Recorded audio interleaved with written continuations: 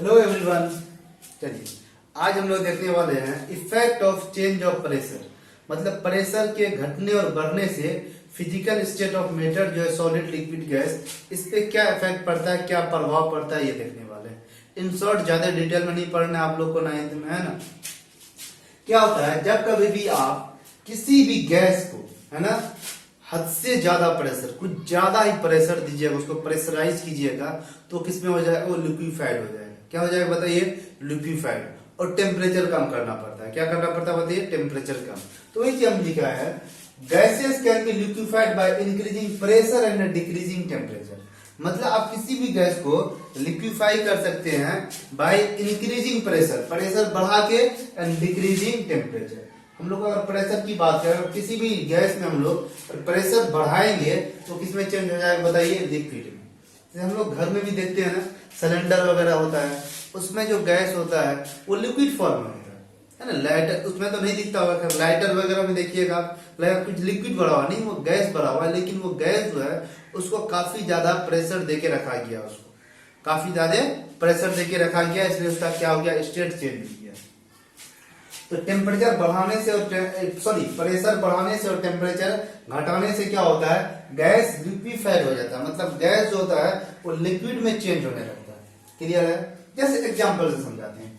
ये कोई आप जार ले लीजिए, कंटेनर ले लीजिए, और इधर एक पिस्टन लगा दिए। क्या बताइए, पिस्टन, मूवेबल पिस्टन है। इसको आप नीचे कर सकते हैं, ऊपर कर सकते हैं। हम यहाँ पे प्रेशर लगा रहे हैं। क्या लगा रहे हैं बताइए, इस तरह से प्रेशर लगा रहे हैं।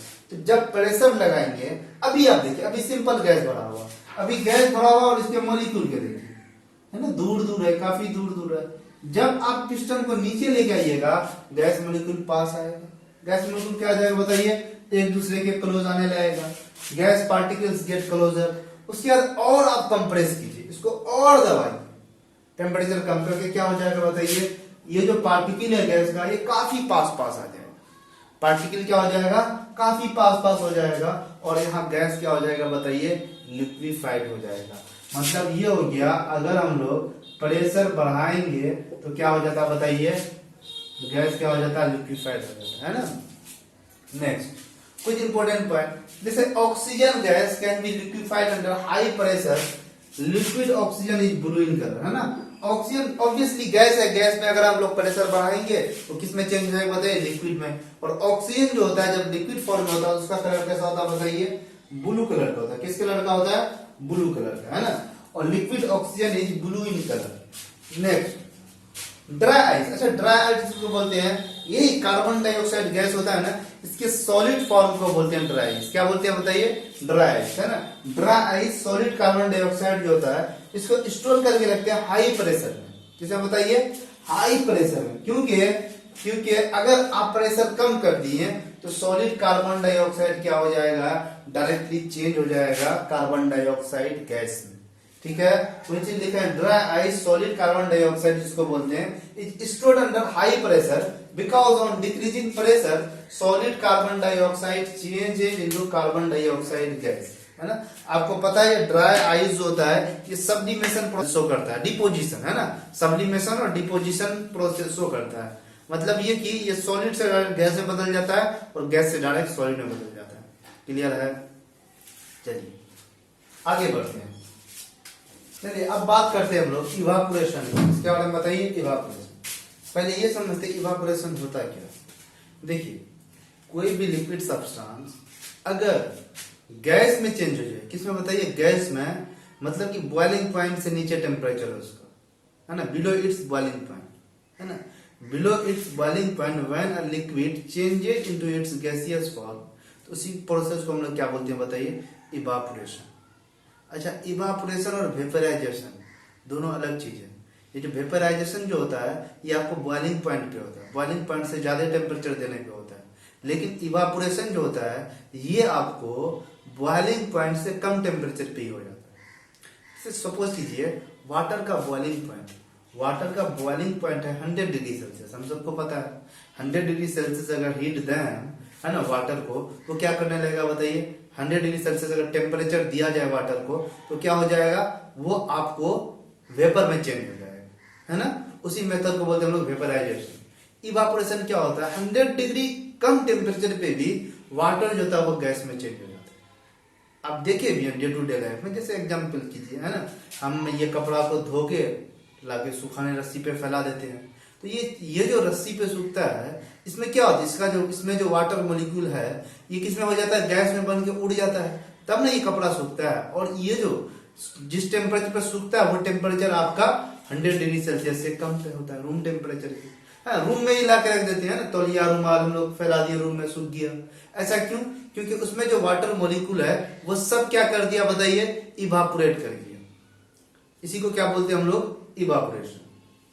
चलिए, तो इसमें ऐसा क्या होता है, ऐसा क्या होता है कि जो इवापोरेशन हो जाता है। अच्छा, एक बात और ध्यान रखना है, हाँ, रूम टेम्परेचर पे भी इवापोरेशन होता है, लेकिन स्लो रेट में होता है। क्या होता है बताइए, स्लो रेट में होता है। लेकिन अगर टेम्परेचर थोड़ा सा ज्यादा हो तो अच्छा उसका रेट जो होगा इवापोरेशन का वो बढ़ जाएगा।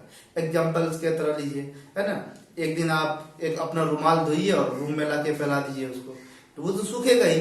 हाँ, टाइम लगेगा, कुछ हो सकता है 4 घंटे में सूख जाए। वही रुमाल को सेम तरह से आप धोइए, उसको आप बाहर धूप में फैला दीजिए तो आधे घंटे में सूख जाएगा, है ना।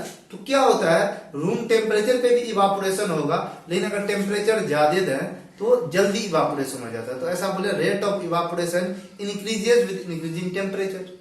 क्लियर है?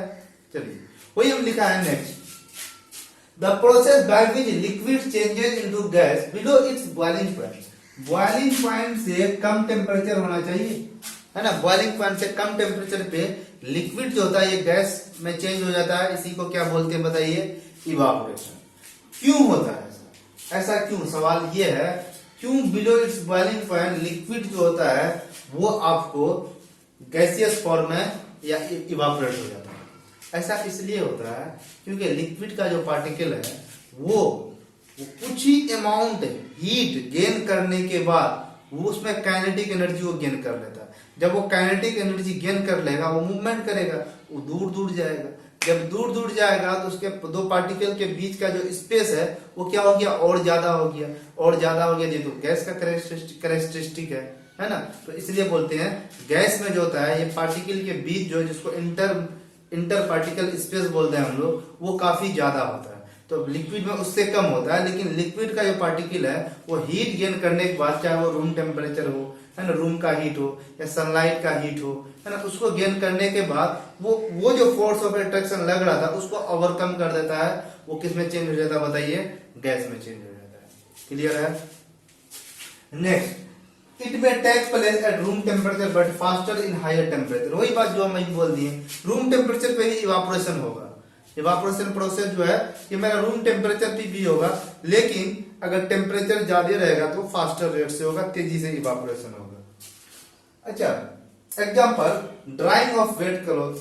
जैसे कि हम लोग भीगा हुआ कपड़ा को फैला देते, कहीं पे सूख गया, तो ये क्यों हो गया, इवापोरेशन। क्या कपड़ा को हम लोग नीचे अलग से हीट देके गर्म करते हैं, 100 डिग्री ज्यादा टेम्परेचर देते हैं, तब जाके कपड़ा सूखता है? नहीं, लाए रूम में फैला दिए, रूम टेम्परेचर भी सूख जाएगा कपड़ा। नहीं तो बाहर फैला दिए, थोड़ा टेम्परेचर ज्यादा है रूम से, वहां पे भी सूख गया। क्यों?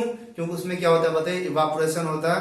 वो भीगे हुए कपड़े में जितने वाटर मॉलिक्यूल है वो सब का सब क्या हो जाएगा, फुल हो जाएगा, उड़ जाएगा, है ना, मतलब इवापोरेट कर जाएगा। और दूसरा एग्जांपल, रेन वाटर पडल इन ड्रायर, है ना। जैसे क्या होता है, जैसे पानी वानी बारिश हुई, थोड़ा बहुत गड्ढे वड्ढे में जमा हो जाता है। अब फिर देखिए, फिर धूप होता है, फिर आप देखिए जाके शाम को गायब मिलेगा आपको। कुछ तो सॉइल भी सोख लेता है, ये बात भी सही है, लेकिन सरफेस पर के जो लिक्विड होते हैं वो सब क्या होते हैं बताइए, इवापोरेट होते रहते हैं। और कुछ कुछ हमारा सॉइल भी अब्सॉर्ब करता है, तो इस तरह से वो आपको गायब मिलेगा। Next, sea water to obtain common salt, है ना। आप लोग शायद जानते भी होंगे, हम लोग ये जो नमक खाते हैं ये समुद्र से भी निकाला जाता है ना।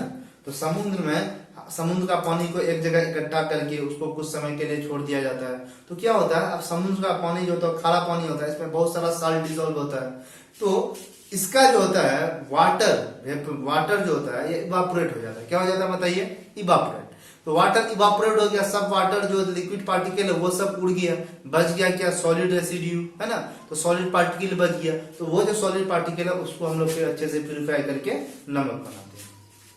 चलिए, इन सब जगह हम लोग इवापोरेशन का एग्जांपल देके समझा सकते हैं, जैसे भीगा हुआ कपड़ा सूख रहा, इवापोरेशन है ना। रेन वाटर वगैरह थोड़ा कहीं जमा रहा फिर बाद में गायब हो जा रहा, इवापोरेशन। हम लोग नमक वगैरह ऑब्टेन करते हैं सी वाटर से with the help of evaporation. अब हम लोग ये देखने वाले हैं वो कौन कौन सा फैक्टर है जिसपे हमारा इवापोरेशन का रेट डिपेंड करता है ना। मतलब कितना ज्यादा इवापोरेशन होगा, कितना कम इवापोरेशन होगा, ये किस बात पे डिपेंड करेगा, उन्हीं सब फैक्टर पे हम लोग बात करने वाले हैं। उनमें पहला फैक्टर देखते हैं टेम्परेचर। क्या होता है टेम्परेचर? आपको बताया दिया गया हम जस्ट कुछ मिनट पहले कि रूम में आप फैलाइए और वही चीज आप बाहर फैलाइए तो बाहर जल्दी सूख जाता है। ऐसा क्यों? तो बाहर का टेम्परेचर जो है वो आपके रूम टेम्परेचर से ज्यादा है। हाँ, अगर ऑब्वियसली अगर रूम का टेम्परेचर आपका ज्यादा है बाहर के टेम्परेचर में, आप अपने रूम में हीटर लगा के रखे हुए हैं, तब ठीक है, तब रूम में पहले सूखेगा। लेकिन हम लोग जनरल बात कर रहे हैं। क्या बात कर रहे हैं बताइए? जनरल। रूम का टेम्परेचर क्या होता है? जनरली कम होता है एज कम्पेयर टू बाहर सनलाइट का टेम्परेचर जो है ना। तो वही चीज है, अगर ये टेम्परेचर फैक्टर जो है ये आपको डायरेक्टली डिपेंड होता है rate of evaporation. Rate of evaporation मतलब ये कि अगर सर आप टेम्परेचर बढ़ाइएगा, टेम्परेचर जितना ज्यादा बढ़ाइएगा तो इवापोरेशन भी उतना तेजी से होगा। टेम्परेचर जितना कम कीजिएगा इवापोरेशन का रेट भी उतना कम हो जाएगा। इन दोनों के बीच कैसा रिलेशन बताइए? डायरेक्टली प्रोपोर्शनल का रिलेशन। मतलब टेम्परेचर बढ़ेगा तो इवापोरेशन का रेट भी बढ़ेगा, टेम्परेचर घटेगा तो इवापोरेशन का रेट भी घटेगा। इस तरह से क्लियर है। Next factor surface area of liquid है ना। चलिए इसको हम बाद में समझाएंगे, पहले आप एग्जांपल से समझिए। जैसे आपको ना मैं एक कप चाय दे दूं, क्या बताइए? एक कप चाय। अब एक वही चाय, एक कप, दो आदमी है, आप और आपका छोटा भाई है ना, छोटा बहन जो भी है, दोनों को एक एक कप चाय दिए, दोनों को बोले चाय पियो, ठीक है। लेकिन एक को क्या किए? वो तस्तरी, थाली या प्लेट है ना, उसको मैं बोल रहा हूं एक काम करो, तुम जो है इसमें ढाल डाल के पियो है ना। तो अपना चाय जो है इस तस्तरी में रख लो, ये बड़ा सा प्लेट में रख लो, अब ऐसे करके पियो है ना। ठीक है, दिक्कत होगा फिर भी मैं बोल रहा हूं। तो आप सोचिए जरा, कौन चाय जल्दी पी लेगा? चाय कौन जल्दी पिएगा? जो कप में पी रहा है वो, या जो बड़ा सा प्लेट में उस चाय को ढाल दिया है वो पी पाएगा, है ना। सोच के बताइए। जो प्लेट में जो चाय पी रहा है, जो प्लेट में है, तो वो जल्दी पी पाएगा, उसका चाय जल्दी खत्म हो जाएगा। क्यों? क्योंकि इसलिए आप जब प्लेट में चाय को रखे हैं तो उसका सरफेस एरिया क्या हो गया? बढ़ गया। जब सरफेस एरिया बढ़ गया तो उसका इवापोरेशन का रेट भी बढ़ गया। क्योंकि जब कप में था है ना, ये कप था, कप में तो सरफेस एरिया इतना ही है, ऊपर से नहीं इवापोरेट होता है। ये जो इवापोरेशन होता है ये सरफेस फिनोमेना। कैसा फिनोमेना बताइए? सरफेस फिनोमेना है ना। तो यहां से इवापोरेट होगा, यहां से इवापोरेट होगा, बस इतना ही आउटर सरफेस है जिससे इवापोरेशन होगा। लेकिन इसी चाय को जब आप प्लेट में से रख दिए, अब देखिए इसका सरफेस एरिया कितना हो गया। अब बहुत ज्यादा, इसके कंपेयर में बहुत ज्यादा सरफेस एरिया है। जब सरफेस एरिया ज्यादा हो गया तो अब जो इवापोरेशन होता है सरफेस से ही होता है ना? तो अब इसमें जल्दी इवापोरेशन होगा, ज्यादा इवापोरेशन होगा, इसमें रेट ज्यादा होगा, जल्दी ठंडा हो जाएगा। तो वही चीज है, सरफेस एरिया ऑफ किसी भी लिक्विड का ये भी डायरेक्टली प्रोपोर्शनल होता है rate of evaporation. Rate of evaporation मतलब जितना ज्यादा सरफेस उतना तेजी से इवापोरेशन होगा। क्लियर है? चलिए अब हम लोग नेक्स्ट फैक्टर पे बात करते हैं, जिसको क्या बोलते हैं बताइए? ह्यूमिडिटी है ना। पहले तो आप ये समझिए ये ह्यूमिडिटी है क्या। पहले हम लोग ह्यूमिडिटी समझेंगे है ना। यहीं पे लिख देते हैं साइड में ह्यूमिडिटी। ह्यूमिडिटी कुछ नहीं, amount of water vapour, amount of, simple amount of water vapour in air, in air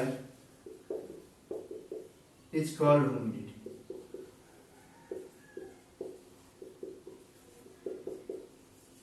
एक चीज बताइए, अगर वाटर वेपर ज्यादा रहा तो टेम्परेचर तो वैसे भी कम हो जाएगा है ना। तो वाटर वेपर ज्यादा रहा तो इवापोरेशन क्या होगा? कम होगा। इवापोरेशन क्या होगा बताइए? कम होगा। जितना कम वाटर वेपर रहेगा, वाटर मॉलिक्यूल रहेगा, तो उतना ज्यादा इवापोरेशन होगा। तो वही चीज है। तो ये ह्यूमिडिटी जो होता है ये इनवर्सली प्रोपोर्शनल होता है। ये क्या होता है बताइए? Inversely proportional to rate of evaporation.